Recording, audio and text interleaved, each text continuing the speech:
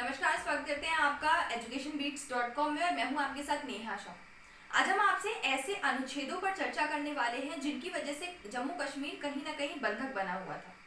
आज हम आपसे चर्चा करेंगे आर्टिकल 35A की, जिसको भाजपा की केंद्र सरकार द्वारा जल्द ही जम्मू कश्मीर से हटाया गया है। कई दिनों की अनिश्चितता के बाद जम्मू कश्मीर का मामला अब पूरी तरह से साफ हो चुका है। केंद्र सरकार ने जम्मू कश्मीर को विशेष राज्य का दर्जा देने वाले आर्टिकल 370 को तो हटा दिया था। इसके अलावा जम्मू कश्मीर को 2 केंद्र शासित प्रदेशों में बांटा गया है। जम्मू कश्मीर एक केंद्र शासित प्रदेश होगा जहां पर विधानसभा भी होगी और लद्दाख केंद्र के अधीन शासित रहेगा। आपको सबसे पहले हम बताते हैं, तो इसी संदर्भ में अब हम बात करेंगे आर्टिकल 35A की और आपको बताएंगे कि आखिर ये आर्टिकल है क्या।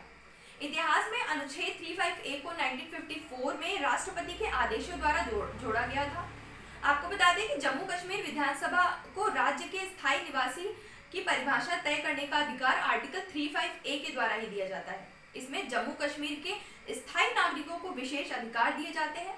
वहीं दूसरी तरफ जो जम्मू कश्मीर के नहीं हैं, यानी जो अस्थायी नागरिक हैं, उन्हें सभी अधिकारों से पूर्ण रूप से वंचित कर दिया जाता है। यानी अस्थायी निवासी जम्मू कश्मीर में स्थायी रूप से न बस सकते हैं, न वहां संपत्ति खरीद सकते हैं और न ही उन्हें सरकारी नौकरी और छात्रवृत्ति का हक मिलता है।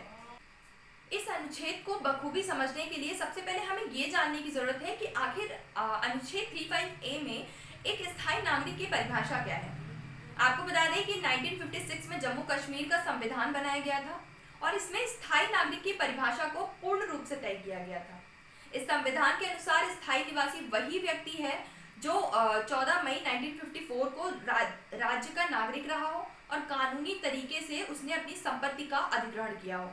इसके अलावा कोई व्यक्ति अगर 10 वर्ष से राज्य में रहा हो या 1 मार्च 1947 के बाद राज्य से माइग्रेट होकर पाकिस्तानी सीमा के अंतर्गत चले गए हों, लेकिन प्रदेश में वापस रीसेटलमेंट के लिए परमिट करके आए हों, तो ऐसे व्यक्तियों को आर्टिकल 35A के अंतर्गत जम्मू कश्मीर का स्थायी नागरिक समझा जाता है।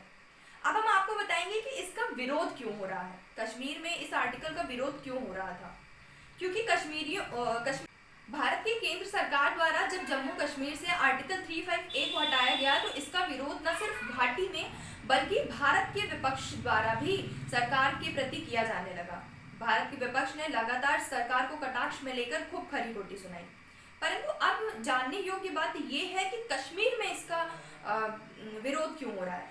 आपको बता दें कि जब कश्मीर में इसका विरोध इसलिए हो रहा है क्योंकि कश्मीरियों में आर्टिकल 35A को हटाने को लेकर उनका सोचना है कि इस अनुच्छेद के खत्म हो जाने से बाकी भारत के लोग भी अब जम्मू कश्मीर में सरकारी नौकरी, जमीन खरीदने और सरकारी मदद के हकदार हो जाएंगे। यानी उन्हें अपनी चीजों का बंटवारा भारत के अन्य नागरिकों से भी अब करना पड़ेगा। वे भी जम्मू कश्मीर में आकर यहाँ पर निवास करेंगे, जिससे उनकी जनसंख्या में बदलाव। जब केंद्र सरकार द्वारा आर्टिकल 35A को पूर्ण रूप से खत्म कर दिया गया है, तो आपको बता दें कि अब जम्मू कश्मीर में 35A के हटने के बाद भारत के निवासी भी स्वतंत्र रूप से घाटी में जमीन खरीदने के लायक होंगे, यानी वे पूर्ण रूप से इसके हकदार माने जाएंगे। इसी के साथ वो वहां पर किसी भी तरह का व्यापार कर सकते हैं। अनुच्छेद 370 और 35A के अंतर्गत कई ऐसे प्रावधान भी किए गए जिन्हें सोचकर ही हमारी रूह कांप जाती है। अब इन दोनों ही अनुच्छेद के समाप्त होने के बाद कश्मीर में स्वतंत्र रूप से आतंकवाद का भी सफाया हो सकता है। इतना ही नहीं, अस्थायी नागरिक जम्मू कश्मीर में अब स्थायी रूप से बस सकते हैं, वहां संपत्ति भी खरीद सकते हैं और सरकारी मदद और सरकारी नौकरी के भी हकदार होंगे।